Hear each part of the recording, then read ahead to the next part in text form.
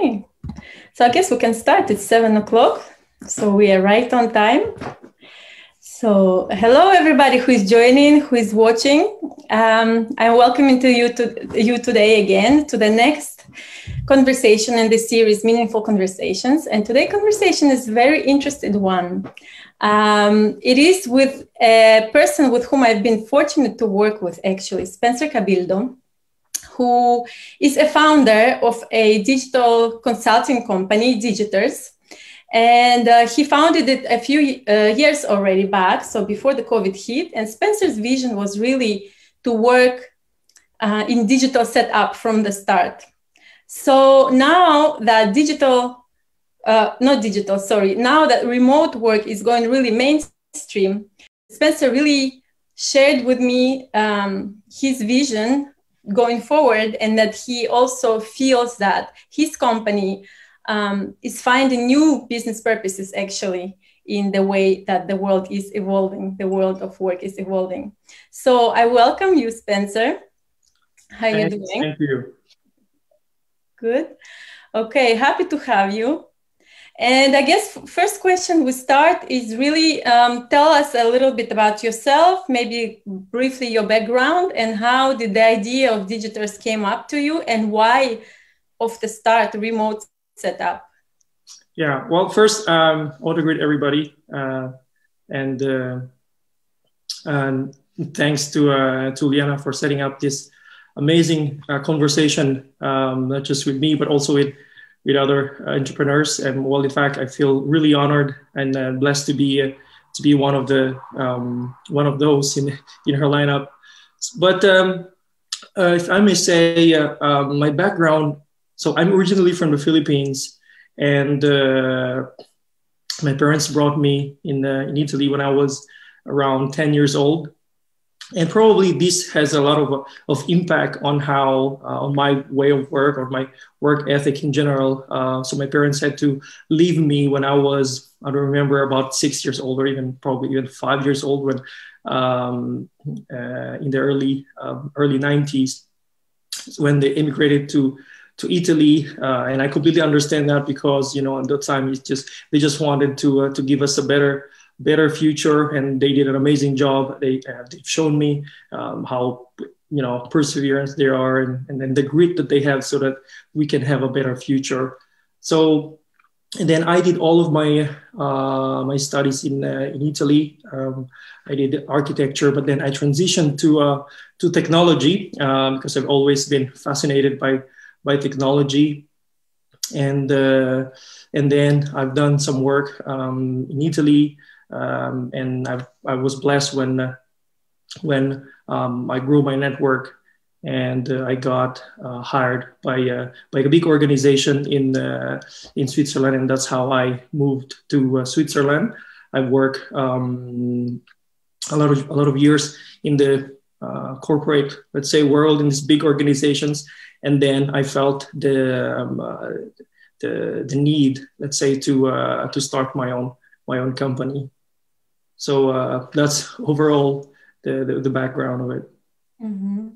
And when you started Digiters, your idea was what you've shared with me, or as much as I know about you. So you've started Digiters right away in completely remote setup.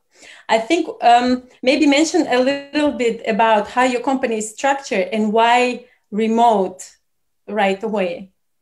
Yeah, I've one particular year I went to the Philippines on holiday, and a lot of friends and people that I know there, they've approached me because they told me how difficult it is to work in the Philippines, go to the office.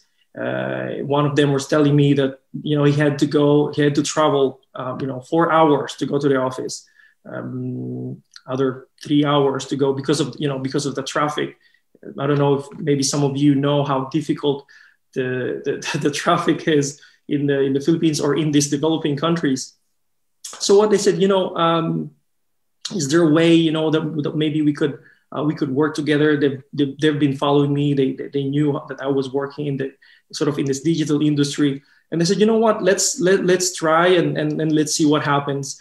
And then we just, bootstrap from there, and we've found really a lot of things. Even our purpose has been sort of created and molded, while going through that journey. And I'm, while going also, growing as well in the Philippines, I've seen how hard it is for children to grow and to just have more opportunities. And that's when I've thought that maybe this company, by utilizing digital technology, can maximize still the humanity part by having this program that we call the Digiters Give Back, that we a part of our profit would go to help children that are in need, that are less fortunate. So this is what we have been doing in the last years. So this is what we say. This is why we always say to the digiters that are joining, it's not really about the skills, but it's more the attitude and the heart, of the people that would join, to help people, to use their talent to make sure that we utilize it for a good purpose. And this is what this is the key that help us to maintain our productivity.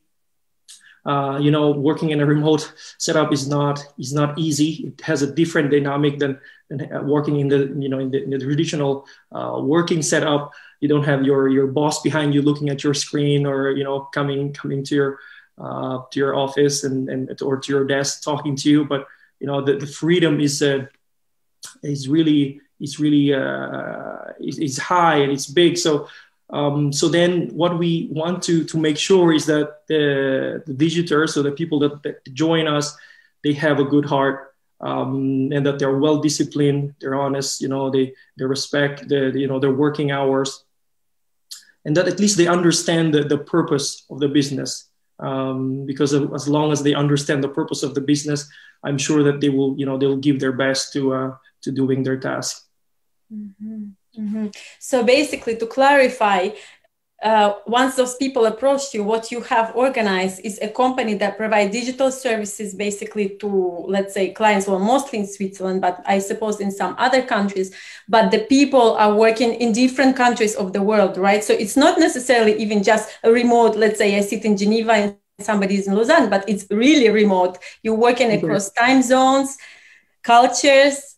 Yeah. So sorry for not clarifying that. Maybe, it's better if we, if we sort of like explain that maybe better. So we provide digital consulting services to companies around the world, if we can say so. But mostly now we're working with Swiss companies, and we have our managing team is for sure in Switzerland, or at least near shore, what we call. So could be in Italy, in Milan, or could be in France. But let's say the operations is global, so it's around the world. So we have a lot in the Philippines for sure, but then we have some in India, and now we're receiving some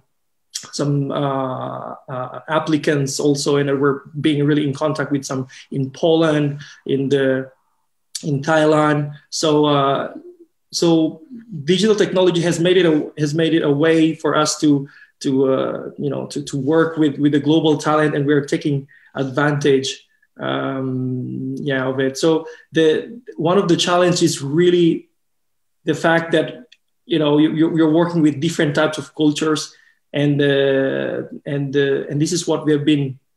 It was a challenge, but diversity, if you utilize it well, if it's put into the right place, with a good let's say standard, it works well.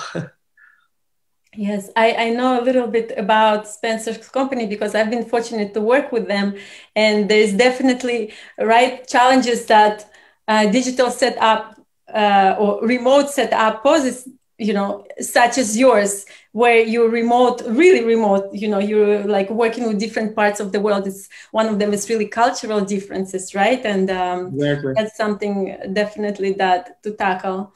I've been fortunate to work with you guys when COVID hit already, and a lot of companies went remote, right? However, that was nothing new to you. How was that? Did that impact you in any way? The changes that I guess happened with COVID? Yeah, it impacted us indirectly, because it impacted first our clients, obviously, but then on our operations, it didn't impact at all. Well, in fact, I think it validated our model. So while we were working remotely, the pandemic, governments with the pandemic, they forced every company to work remotely. So that validated sort of our model, and it even opened some doors and opportunities, because what we noticed is that we're receiving more and more applicants, even from mothers, for example, who want to come back to their market. Before they could not, because of physical restrictions. They probably cannot go back to the office while keeping the child, like that. But during COVID, since we have this 100% remote work policy, then we've been receiving a lot of applicants from mothers. And well, in fact, our executive director in the Philippines she's a mother. She's working 100% with us, but sometimes you can, when we do some meetings, you can see her with her kid, and these are it's amazing, because even though we work in the digital space, we still keep the humanity, the humanity out of it. So that has been amazing. And one thing also that we noticed is that we've received, and well, in fact, now we're in contact with a lot of people with reduced mobility or people with disabilities, and this is amazing, because and now we've been talking also with some organizations in Italy. Most of the people that have been, let's say, that are person with disabilities, now they have this opportunity to work and express themselves. There was this software engineer who had been talking to me at the very beginning. He was just telling me how depressed he was, because he had an accident, and that they cut his leg, and it was hard for him to go back to work. But now the possibility to work with us really give him like a new way, a new life, a new chance to express himself again, and make sure that he can be available again to the market. So this has been amazing to see how that digital technology has really given us these opportunities, and to people that before the pandemic have sort of like found it hard to come back to work. Mm-hmm. And how does that relate then to your business purpose? Let's say you have, I've had conversations with you, and from what I really understood is that, you were remote already. So you somehow managed to maintain the workflow and the culture already. However, then now remote work goes mainstream. And I speak to Spencer, and he tells me, Liana, I feel like we're finding a new purpose in our business. Tell me about that. Yeah, so it's a new purpose, but then it sort of just maximize it in the pandemic. So our purpose has always been to use our skills and talent to give endless opportunities and make the life of people simply easier. Well, in fact, I've told you that when my parents left me when I was 5, and with this setup, people or mothers or fathers, they don't need to leave physically their country to work for a company that is in Switzerland or in Italy or in Germany, for example. But the remote setup just gives a possibility for people to do that. So so that it's just really to help people, give opportunities to people, but at the same time give a chance to people to express themselves without any geographical restriction or border, physical border, let's say. Yeah, as somebody who has also roots in a developing country, I can really relate to that, in a sense that, I come from Kyrgyzstan, and, possibilities for youth to really realize their potential compared to developing countries are quite limited, so and that leads also oftentimes to, how should I say, a flight of people, right? People go where the opportunities are. Yeah. And now you actually provide them with opportunity to be where they are and continue, next to their families. Yeah. And on the other hand, I think what I also heard from you is really, by being more inclusive than as an organization, you also have this diversity, right? Diversities of views, diversities of opinions, diversities of ideas. Ideas, yeah. Mm-hmm. And of culture in general. With what technology also has brought is a globalization of thinking. So what we have is a team that is really diverse, but at the same time having these diversity of thinking, we can really challenge, we can sort of like solve different challenges sometimes in an amazing way. Because if I think, for example, someone from a different country could say, B, what if you look at it in this way? It's amazing how this has been really helping us and playing such a big role in our organization. Mm-hmm. Spencer, I imagine for you as somebody who is managing this diversity, but I suppose also complexity, what are the challenges for your organization, or maybe even for you personally, to manage that kind of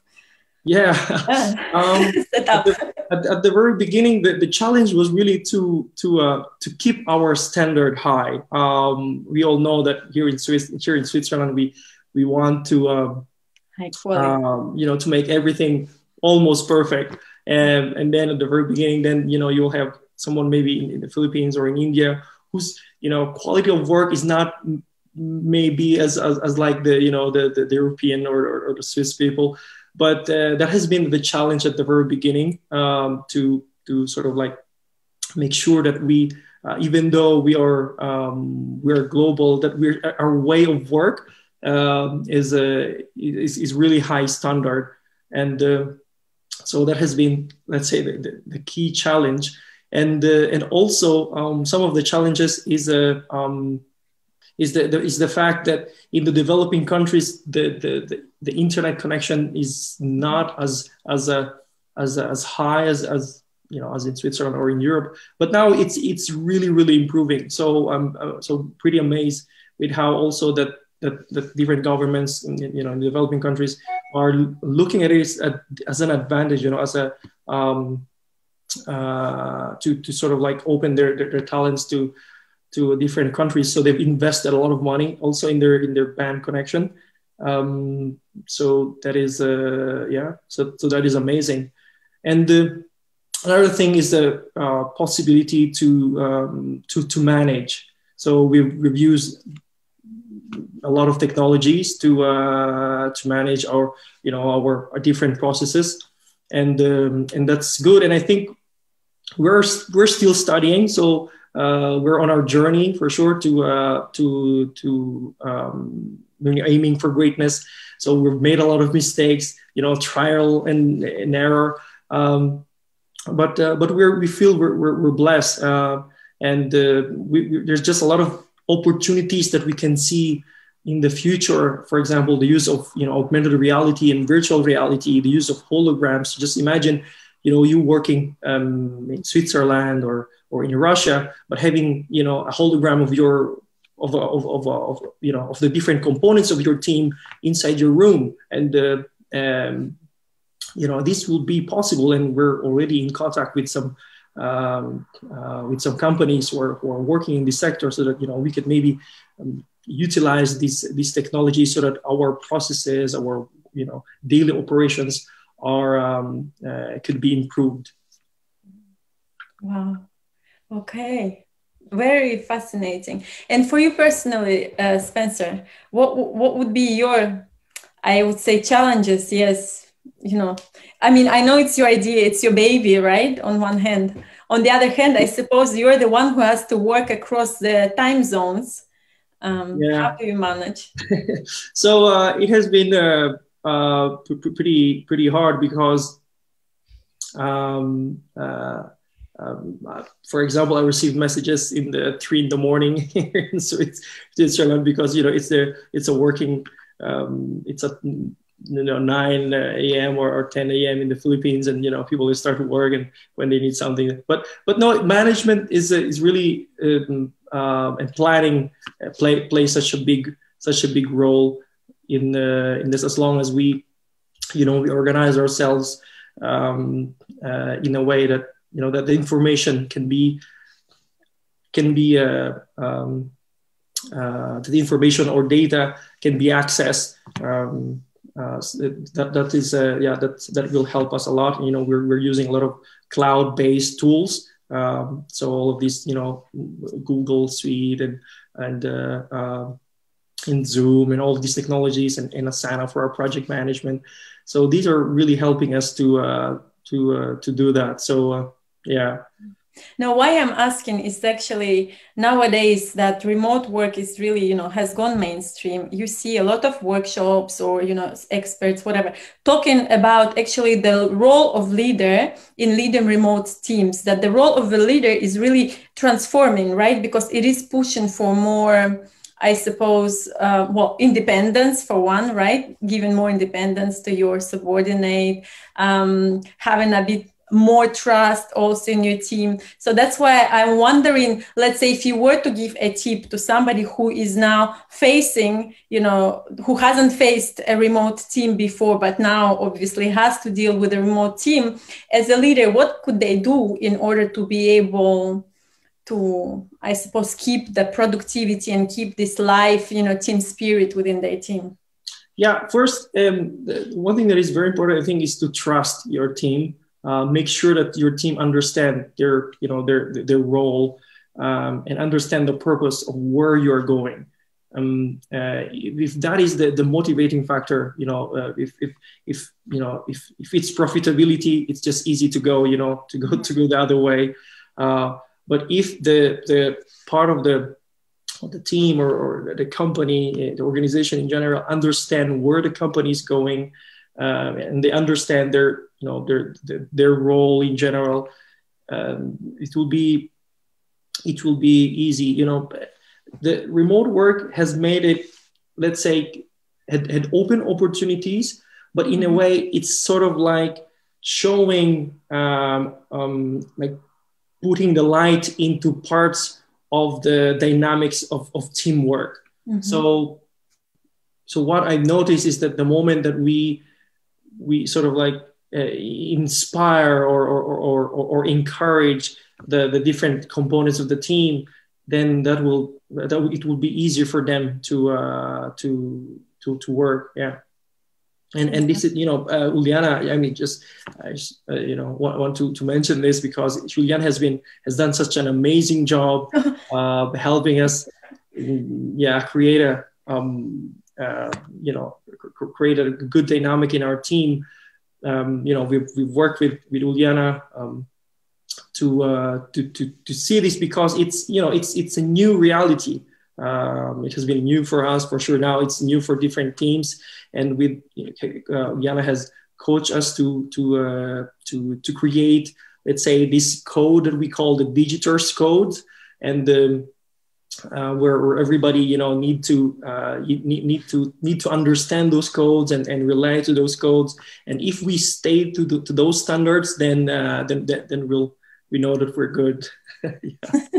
Thank you, Spencer. I was not going to promote myself, but that's very nice. No, it's not. It's not just, you know, I didn't want to promote you, but it was just really to tell to the audience, you know, how amazing the amazing job you've done for us. Thank you. So I think what I will do, I will open the floor for the questions. Let me see if we have anything. So whoever is watching, you guys feel free, questions, comments, feedback, thoughts, whatever, please share. We'll wait for a couple of minutes maybe to see. I will also look maybe if we have anything on LinkedIn. Maybe. Let's see. Okay, I have one question here that is asking, what is the future of the Digiters? Well, the future of the Digiters,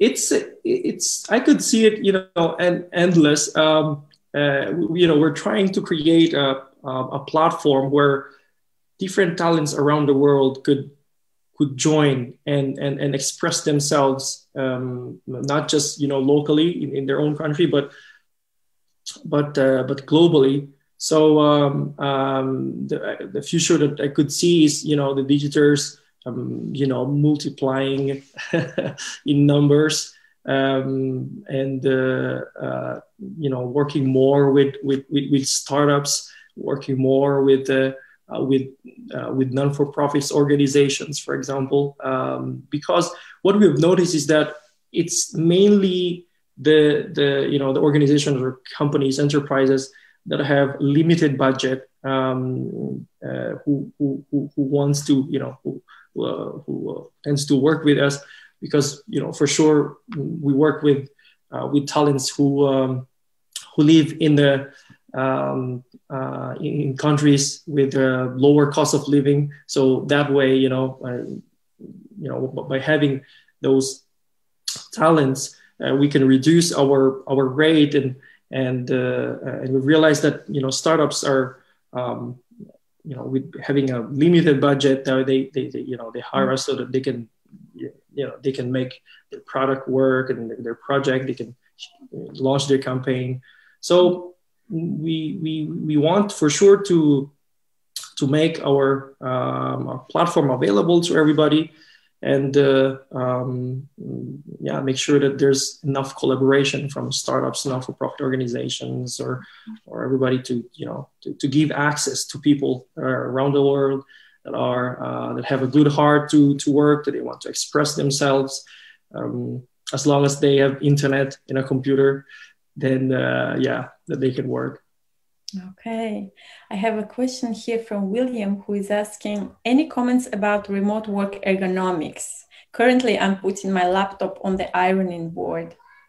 On what? I didn't get that. Ironing board. He's asking any comments about remote work ergonomics. Oh, okay. Well, what is important is that I think it's important to have a you know, sort of like an office setup at your home where you can work. if you put it into your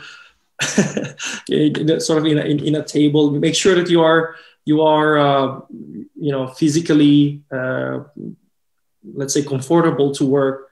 It's just easy to stay, you know, in front of a computer, and then you don't notice, but, you know, you've been staying there for 8 hours, and physically it's not good. I know that because before I was now I'm also trying to do more physical exercise, but it's just so easy to get caught by work and don't quit your chair for 8 to 10 hours. So you know, put yourself some note of, you know, going outside and have a little walk once in a while, and organize yourself to have a good, you know, good position when you're sitting down, and have good lighting when you're meeting with your team, and In fact, I was thinking about my tip. I got myself a dog a few months back, and it's actually nice because, you know, it gives me breaks during the day so that I walk with it.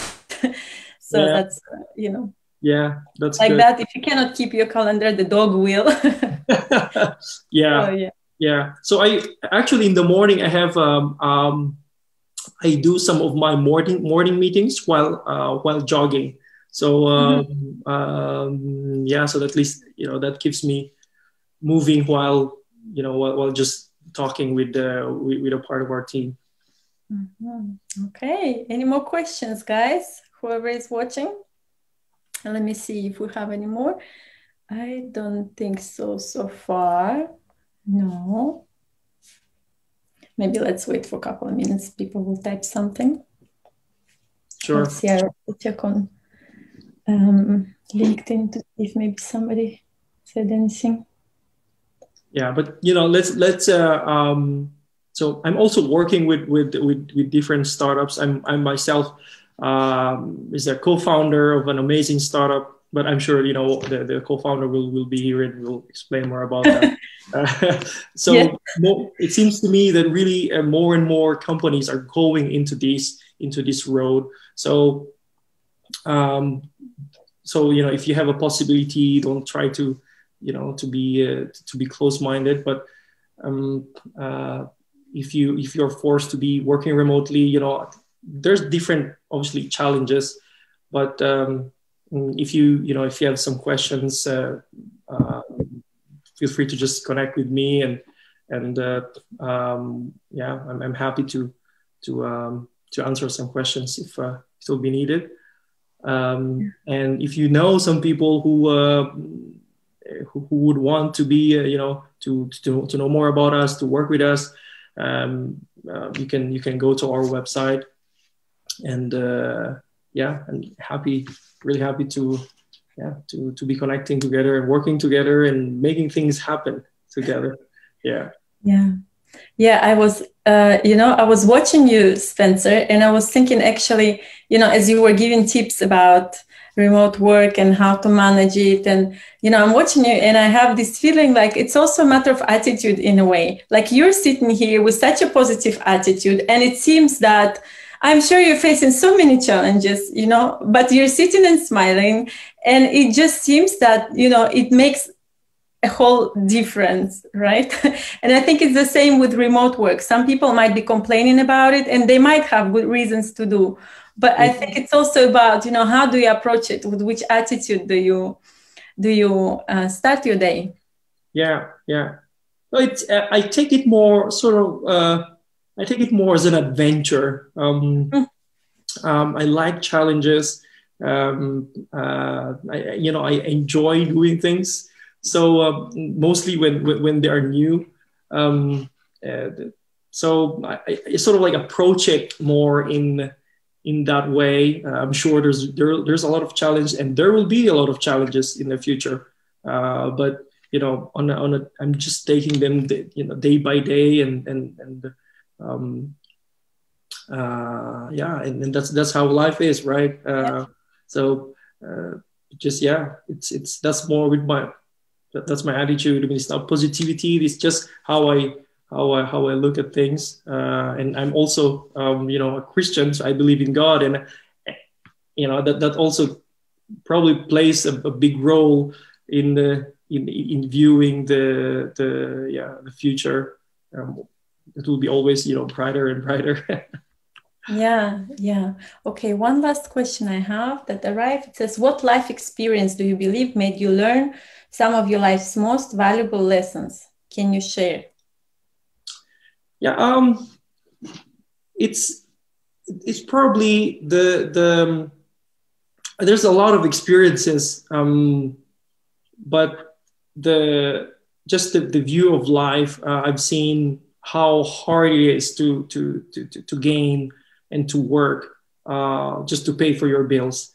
Mm-hmm. You know, as I said, you know, looking at the Philippines, I've seen how hard it is for kids to enter school and education, for example. But and I've also seen how my parents have worked hard so that to give us more opportunities.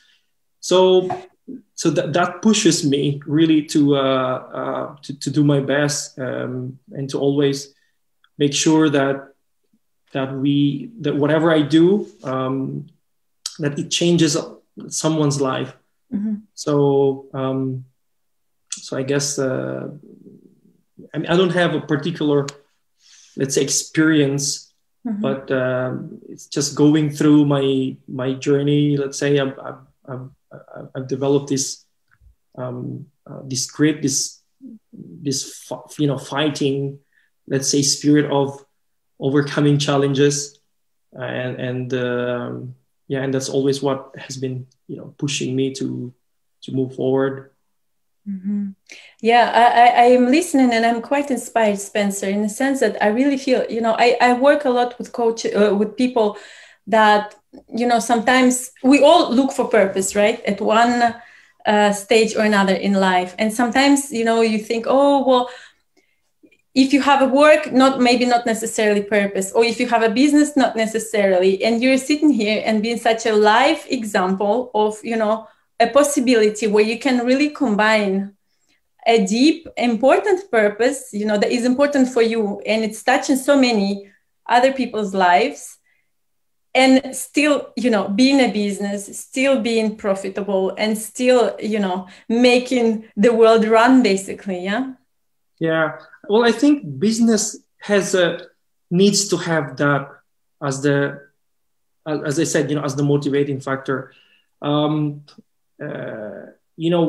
For sure it won't be as much profitable if you just think of profit.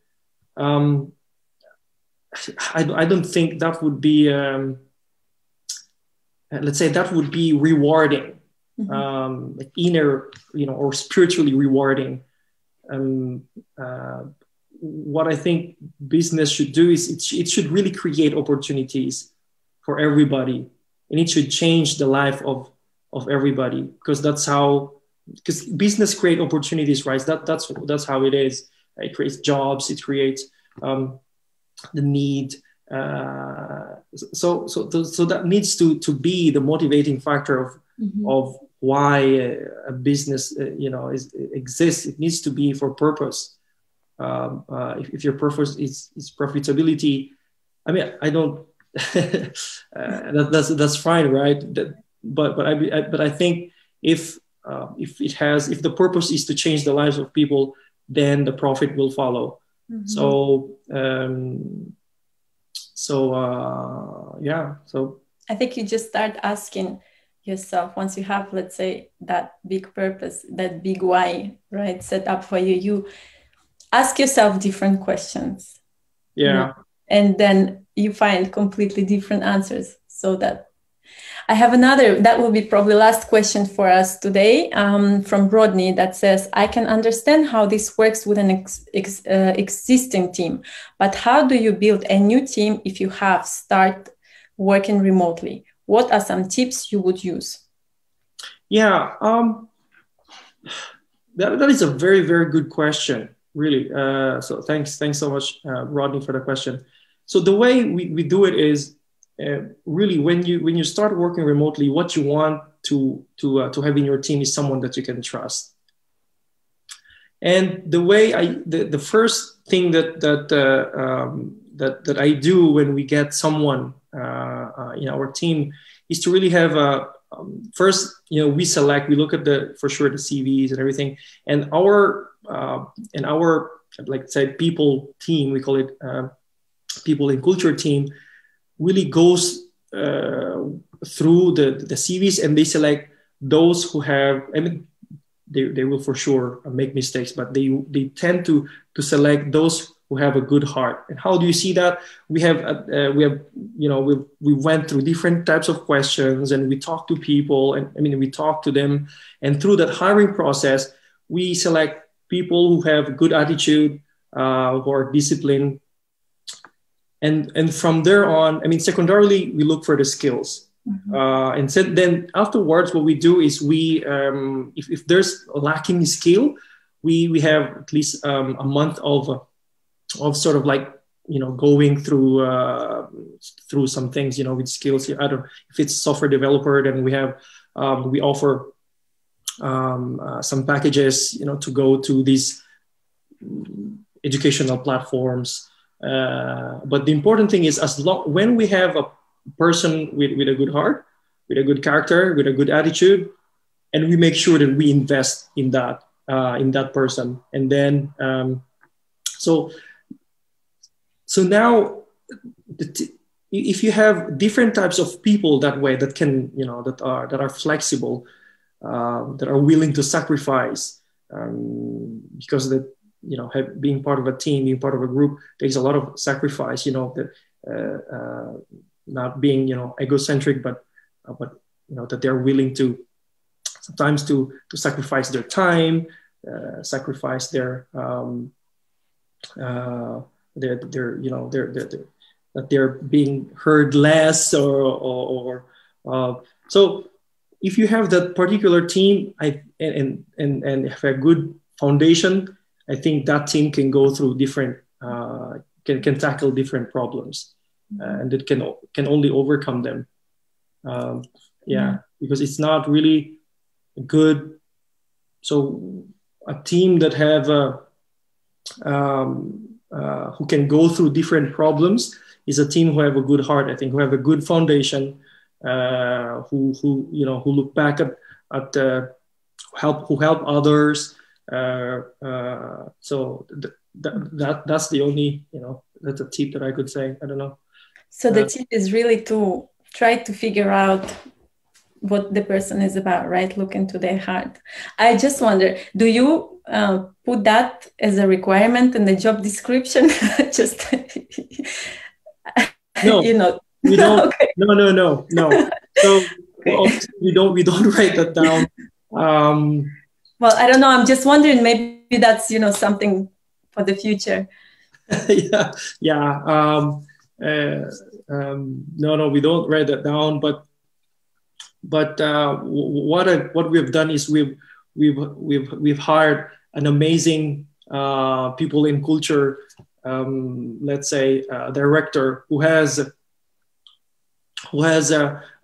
experiences even in psychology, and understanding the gesture of people. So and when she's talking with in a virtual interview, she could understand already in a very quick moment how person. For sure, she's also made she also made mistakes, but most of the time she picks the right person.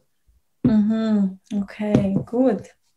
Okay, Spencer, maybe just last question. Your tip, one tip that you think would be, let's say a guiding light for somebody who is now having to juggle remote work, knowing that you have done it for years. What would you advise? Continuous learning. Continue to learn. Because